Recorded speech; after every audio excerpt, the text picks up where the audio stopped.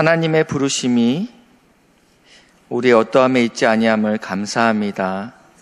우리를 하나님의 자녀 삼으시고 충성되이 여기셔서 하나님의 쓰임에 합당하게 또 사용될 줄 믿고 감사드립니다. 특별히 하나님 이 시간에 우리에게 말씀하실 때 주의 말씀이 깨달아지는 복된 시간 될 수 있도록 은혜를 부어 주시옵소서. 감사드리며 예수님의 이름으로 기도했습니다. 아멘. 원래 히브리어 성경에는 열왕기 상과 열왕기 하는 한 권으로 구성되어 있습니다. 멜라킴이라고 쓰여져 있는데 번역하면 왕들 이렇게 번역합니다. 그래서 영어 성경은 킹스 이렇게 쓰여 있습니다. 그러니까 왕의 이야기를 기록하고 있습니다. 특별히 열왕기 상과 열왕기 하는 그 사울과 다윗 이후에 있는 솔로몬부터 기록해 있습니다. 솔로몬의 왕의 시대부터 기록해서 북이스라엘과 남유다로 갈라진 이야기, 그리고 북이스라엘이 어떻게 멸망했는지, 그리고 남유다의 멸망까지를 기록한 책이라고 보면 되겠습니다. 그러니까 왕들이 어떻게 다스렸고 왜 망했는지에 대해서 기록하고 있는 책입니다. 이 열왕기서의 1차 독자, 그러니까 이 책이 쓰일 때 누구를 대상으로 쓰였는지에 대해서 저희가 알 수 있냐면 바벨론 포로로 잡혀간 남유다 백성들과 그의 후손들에게 쓰여진 책이 이 열왕기 상하권입니다. 이것들을 통해서 하나님께서 왜 이스라엘과 남유다가 멸망할 수밖에 없었는지 남유다 백성들이 알 수 있게끔 쓰여졌다라는 것입니다. 설교 결말 부분에 제가 다시 한번 언급을 좀 하려 합니다. 이 내용을 좀 기억하셨으면 좋겠습니다. 오늘 저희가 읽었던 4장에 한 선지자의 제자의 아내가 등장합니다. 4장 1절입니다. 우리 한번 같이 읽어보시겠습니다. 시작.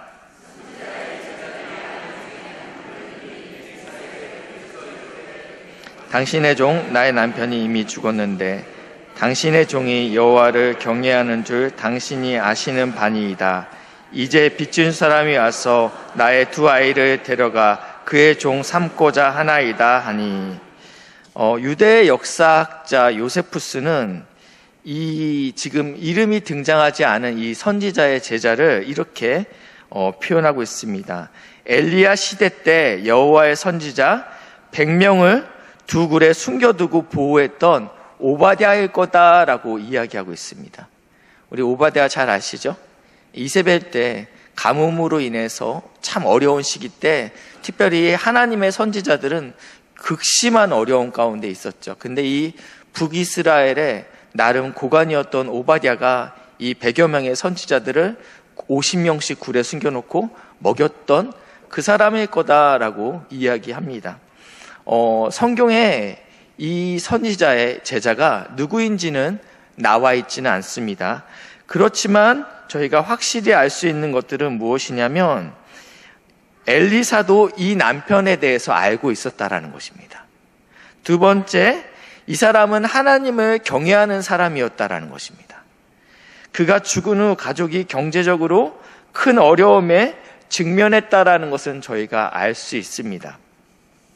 가장이었던 그가 아내와 두 아이만 남기고 먼저 세상을 떠나게 되었습니다. 지금이야 여성들이 일할 수 있는 환경이 되고 또 원한다면 일을 할 수 있지만 그 당시만 해도 여성이 할 수 있는 일은 없었습니다. 그리고 심지어 과부이고 자녀가 2명이 있는 이 여인에게 다시 재혼할 수 있는 방법도 쉽지 않았습니다. 이 여인이 이 절망 가운데 빠져있는 이 여인 가운데 자신에게 돈을 빌려준 사람이 이 상황을 보아하니 빚을 갚을 방법이 보이지 않습니다. 그래서 이 과부에게 찾아가서 당신의 두 아이를 노예로 삼아야 되겠다, 종으로 삼아야 되겠다라고 경고합니다. 굉장히 우울한 절망적이고 무기력한 상황 가운데 이 여인이 하나님의 사람 엘리사를 찾아갑니다. 딱한 사정을 들은 엘리사는 집에 돈이 될 만한 것이 있는지 물어보게 됩니다. 그러자 과부의 대답이 이렇습니다. 기름 한 그릇 외에는 아무것도 없나이다 라고 대답합니다. 어떤 얘기냐면요, 여기에서 강조점은 내게 기름이 있습니다가 강조가 아니라 이것을 가지고선 어떠한 도움도 되지 않습니다. 여기에 강조점이 있다라는 것입니다. 제가 초등학교 때 학원을 끝나고 집에 가는 길이었는데, 캄캄한 길에 친구와 2명이 가는데 저보다 한 3, 4학년 선배가 저희들을 이렇게 골목으로 어두운 곳으로 부르더라고요. 너희들 돈 있어? 돈 있어? 안 주면 맞겠더라고요. 어떻게 해야 돼요? 줘야죠. 열심히 찾는데 정확히 기억은 안 나지만 동전 2개였어요. 20원이든지 200원이든지. 형, 저 20원 있는데요. 이것은 무슨 소리예요? 없다라는 이야기예요. 저 정말 없어요. 이것보다 더 강력한 표현은 형, 저 20원밖에 없습니다. 이게 훨씬 더 없다라는 것을 도드라지게 나타나는 표현이라는 것입니다. 오늘 선지자가 너에게 돈이 될 만한 무엇이 있느냐 그렇게 물어봤을 때 이 그릇에 담겨있는 이 기름이 우리의 전부입니다 라고 이야기한다는 것은 이것 가지고는 아무것도 할 수 없습니다. 이 문제를 해결할 수 있는 방법은 이게 아닙니다 라고 이야기한다는 것입니다. 마찬가지로 그때 엘리사가 이렇게 이야기합니다. 이해할 수 없는 명령을 과부에게 하는데 마을의 모든 이웃들에게 찾아가서 빈 그릇을 빌리라고 말씀합니다. 적게 빌리지 말고 빌릴 수 있을 만큼 다 빌려내라 라고 말하고 있습니다. 이 가나안 땅은요, 올리브 나무가 흔합니다. 동네마다 올리브 나무가 있습니다. 그렇기 때문에 집집마다 올리브 기름을 담아낼 수 있는 항아리가 있다라는 것입니다. 그렇기 때문에 이 큰 그릇들을 다 빌려와라 3절에 이야기하고 있죠. 빈 그릇을 빌리되 조금 빌리지 말라라고 표현하고 있습니다. 우리가 이 이야기를 통해서 첫 번째 깨달을 수 있는 것이 있는데, 우리의 역할은 기름을 준비하는 것이 아니라는 것입니다. 우리의 역할은 빈 그릇을 준비하는 것이라는 것입니다. 하나님은 우리에게 기름을 요구하지 않으십니다. 하나님은 우리에게 기름을 담을 그릇을 요구한다라는 것입니다. 빈 그릇은 어떠한 그릇입니까? 깨끗한 그릇입니다. 안에 아무것도 들어있지 않는 그릇이죠. 이런 그릇이 준비된다면 그것을 하나님께서 채우시겠다라고 말씀하고 있습니다. 우리는 이런 역사를 오늘도 경험하고 있습니다. 우리의 자원과 우리의 능력과 우리의 수준으로는 다 감당할 수 없습니다. 우리한테 있는 것은 마치 하나님 앞에서 하나님, 제가 이 조그만 그릇에 기름이 있는 것이 나의 전부입니다. 이런 것입니다. 이번 캄보디아 선교 가운데 하나님께서 넘치도록 은혜를 채우셨던 것을 기억하게 됩니다. 제가 아마 금요 구역장 권찰 모임 때 기도 제목을 이렇게 요청했던 것 같아요. 권사님, 집사님, 저 많이 두려워요. 그랬더니 막 웃으시더라고요. 뭐가 두려울까? 저 박 목사가 저 캄보디아 선교 가는 거 너무 두려워요. 선교를 한 번 갔습니까? 아니요. 수백 번 갔어요. 수백 번은 너무 뻥이 심하고 한 100번 정도를 하시죠. 네. 대학교 1학년 때부터 1년에 3번씩 4번씩 국외를 안 돌아다니는 곳이 없어요. 근데 내 마음에 늘 두려워요. 왜냐하면 내 실력을 알거든요. 나는 이 그릇에 요만큼 기름이 있는 게 제 전부이거든요. 어떤 사람은 이야기해요. 박 목사님, 그렇게 못한다고, 두렵다고 이야기하는 거 아니에요. 근데 제 실력이 진짜 이래요. 우리에게 하나님께서 요구하시는 것은 기름이 아니라고 표현하고 있습니다. 하나님은 우리에게 요구하시는 것은 빈 그릇입니다. 우리가 온전히 비워줘야지 그 안에 하나님께서 채우시잖아요. 근데 내 안에 내 것으로 가득 채워 있으면 하나님이 일하실 수 없어요.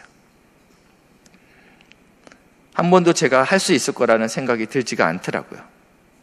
근데 시간이 지나고 끝나고 나니까 하나님이 이미 각각의 그릇마다 하나님의 기름으로 가득 채우시는 사건들을 보게 되었습니다. 이 은혜의 이야기는 좀 이따 장로님께서 나오셔서 보고하시도록 하겠습니다. 사랑하는 우리 귀한 동역자 여러분, 우리가 하나님 앞에 나올 때는 빈 그릇으로 나와야 됩니다. 주님, 제 안에 가진 것이 없습니다. 그렇기 때문에 주님께 이 빈 그릇을 올려드립니다. 사랑하는 딸아, 아들아, 내가 그것을 채우겠다 말씀하십니다. 두 번째 우리가 깨달을 것은요, 4절 말씀인데 우리 한번 같이 읽겠습니다. 시작.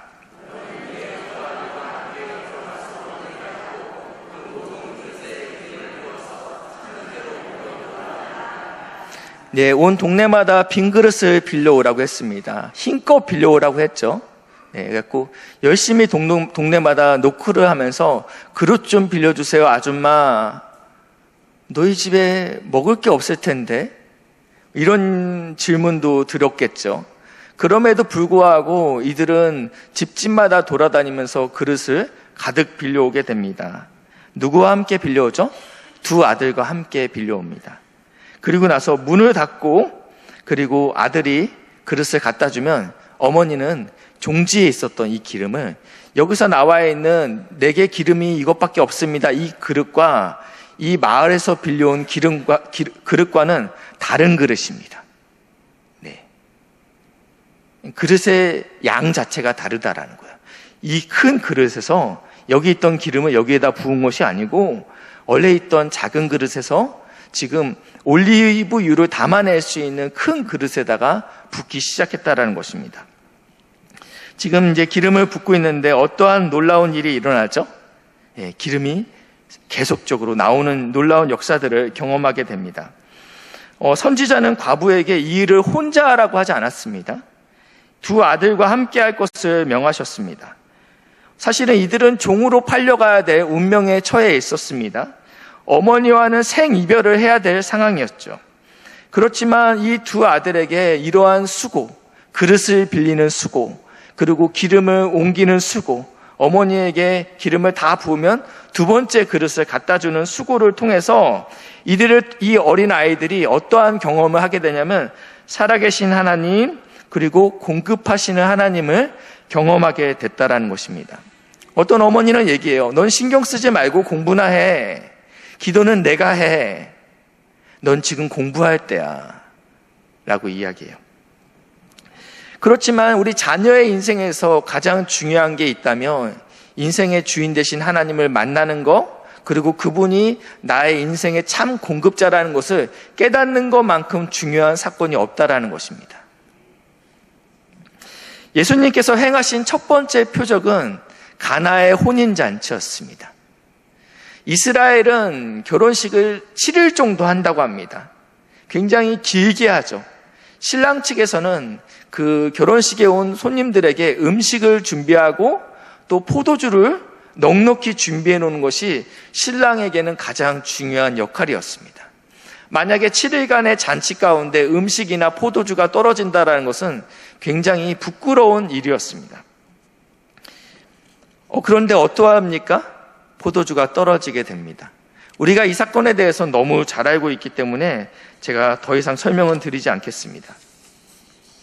그리고 나서 예수님께서 이 하인들에게 이 물 항아리에 있던 이 물들을 손님들에게 나누어 주라고 이야기하면서 요한복음 2장 9절에 이렇게 말씀하고 있습니다.